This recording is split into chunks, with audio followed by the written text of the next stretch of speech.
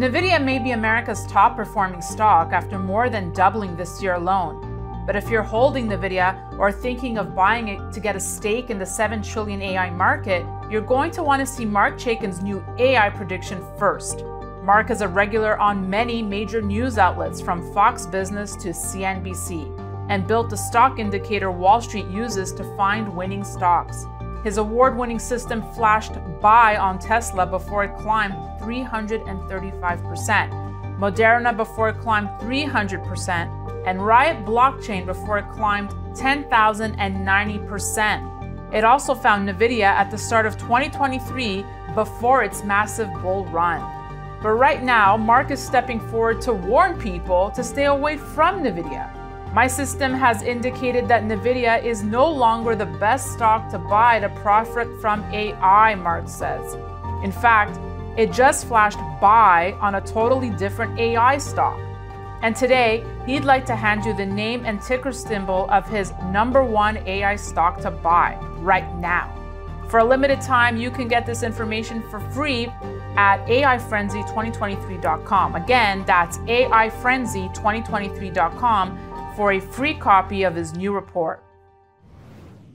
Hi, this is Danielle Cambone. Welcome back to the Danielle Cambone Show. We're talking the Fed here, where Federal Reserve officials look to hold interest rates steady for the second time in a row next month. But they're far from calling an end to their tightening campaign. Joining me today to talk about this and so much more is Danielle DiMartino Booth. She is the author of Fed Up, an insider's take on why the Federal Reserve is bad for America. She joins us now from the Stansberry Alliance conference in Las Vegas, where she is a keynote speaker. Danielle, thanks for joining me on the sidelines.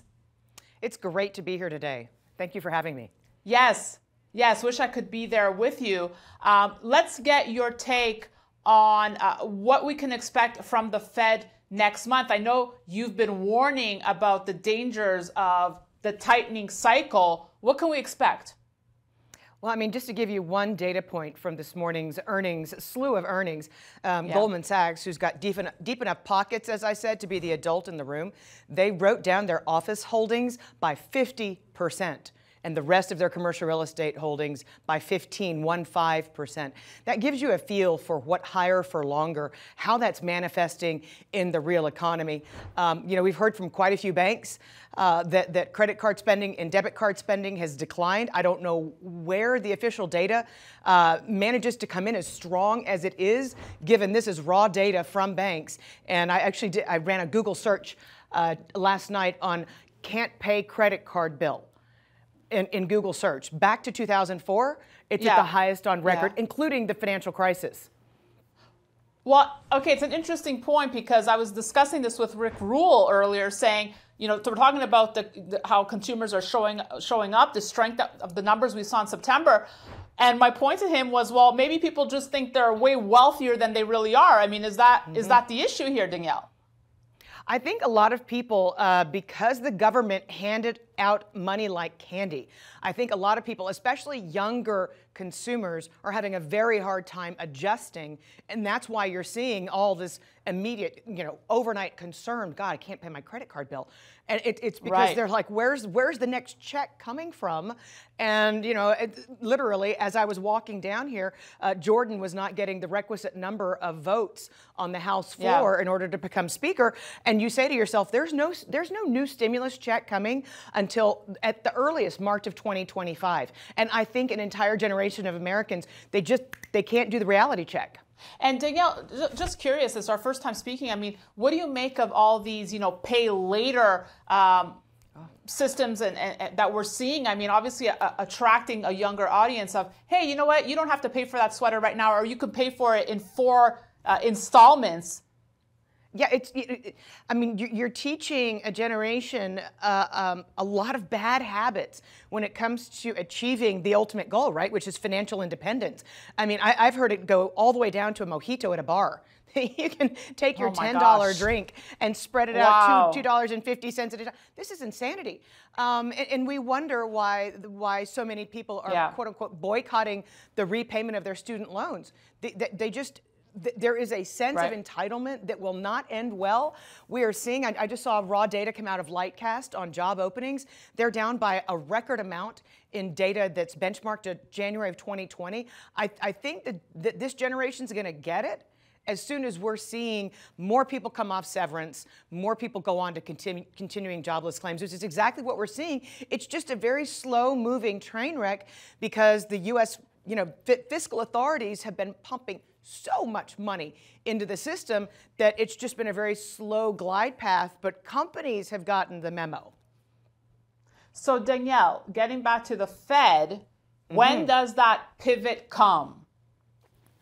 So the pivot, I think, is the wrong way to think about it. I think right now it's the pause that holds, because the data, and don't get me wrong, Jay Powell's an attorney. He's worked in private equity. He understands hedge funds. He understands the data on the ground. If Citibank and JPMorgan both say our credit card spending is down, he's going to know that. That doesn't matter. He's going to hide behind really strong official data that continues to get revised down 1 month after another. He's going to hide behind that data and say that the consumer is strong, the labor market is strong, and that's why I can justify being higher for longer. In my view, I think that the 60% probability of one rate hike between now and January will probably get revised away, but it doesn't matter. If Jay Powell is looking for a reason to maintain a higher for longer regime, so that he can eventually break the back of what we call the Fed put, he's going to take any data that he can and hide behind it in order to justify his mission. And by the way, I'm all on board with his mission of breaking the Fed put. What about this talk of they're going to be forced to go back to quantitative easing? How far-fetched or not is that for you? I don't buy it. I don't think that it's any mistake that under his leadership that the dot plot ends with interest rates with a 2 handle, not 0. So if you're not going back to the zero bound, if that's your base case, as all of the members on the Federal Reserve, even the dovish ones, if you don't get back down to 0, there's no quantitative easing behind it. One has to precede the other. I want to get your thoughts on what's happening in housing. Builder confidence in the market for single-family homes dropped to the lowest level since January. As builders contend with a market dominated by high mortgage rates and costs for financing. Builders point squarely to mortgage rates, which are now at a 23-year high. I mean, is this a ticking time bomb in the housing sector, Danielle? Well, when you think about the inventory that we're not seeing, and we're hearing about these Airbnb jocks who are trying to take one HELOC loan, one home equity loan out to back another one, and you're like, okay, you can play this game for a little while, this shell game for a little while, but it's gonna, I actually was just talking to a quote-unquote woman on the street a few days ago, and she's like, this is in Las Vegas, and she's like, my Airbnb in Tampa Bay is just not throwing off the money that I need for it to throw off to cover the mortgage. I hope I can convert it to a long-term lease. I'm like, well, let all the multifamily developers who've got 1 million apartments in the pipeline, let them know. I'm sure that they'll help you out since they're giving the first and last month's rent free. So it's a lot of these Airbnb people are going to be, I think, a shock to the housing system. And you're hearing from home builders, we're already buying down 3 points of the mortgage. There's only so much we can squeeze our margins without really having to step back from the market. And they're seeing, the weakest element of that National Association of Home Builder report was buyer traffic. That's what collapsed the most. Let's wrap here with the latest from JPMorgan Chase's Jamie Dimon, the godfather of Wall Street, Danielle, sounding a major alarm that the global effects of the conflict in Israel and Gaza will create the most dangerous time the world has seen in decades. What do you make of his warning here? Well, if you think about the capacity for the United States to support a war on 2 fronts, if you will, what better time theoretically could there be if you're Xi Jinping to maybe move on Taiwan and see if the United States can't handle 3 at the same time? I don't actually think that that's going to happen, but to Jamie Dimon's point, with the U.S. economy slowing to the extent that it is, with the industrial recession globally, and we're seeing more evidence of that out of Asia, out of Germany, with all of the factors, with commercial real estate becoming a global meltdown, not just here in the United States. He's seeing from the front lines, and he's seeing in his credit card data that the consumer is finally slowing down. There's every reason to believe that of all people on planet Earth, he's really got a good view on the confluence of events, and I don't think he's being hyperbolic to say what he said.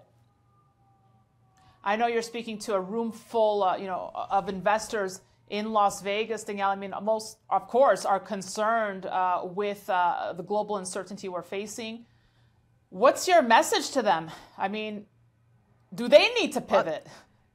You've seen gold move off of its kind of plateau that it's been on for a long time, and you're starting to see registered investment advisors, investment companies voice concern that so many of their clients are, I'm Italian, going to the mattresses and actually just putting their money in cash because they can get 5.5%, 6%. Why not?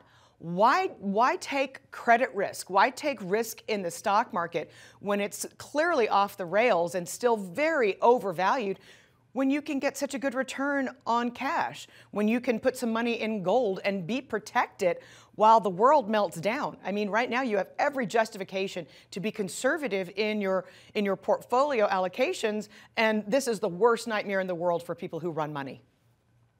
Would you be buying more gold at these levels?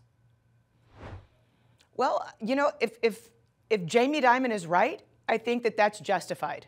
I would certainly, I would append that by saying physical.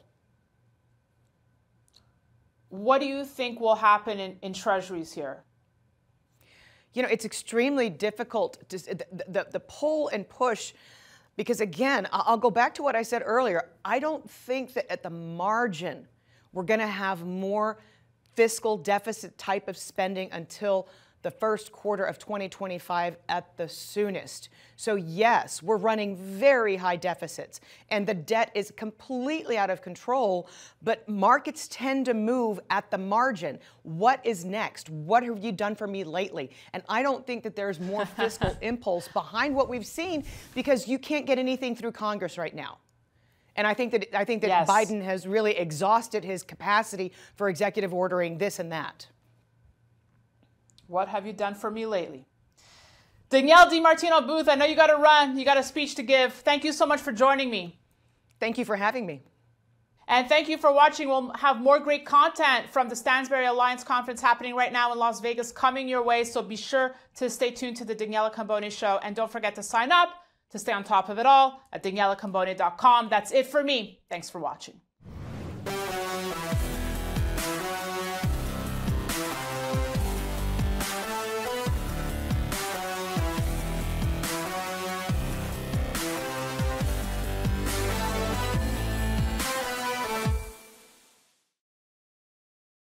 Opinions expressed on this program are solely those of the contributor and do not necessarily reflect the opinions of Stansberry Research, its parent company, or affiliates.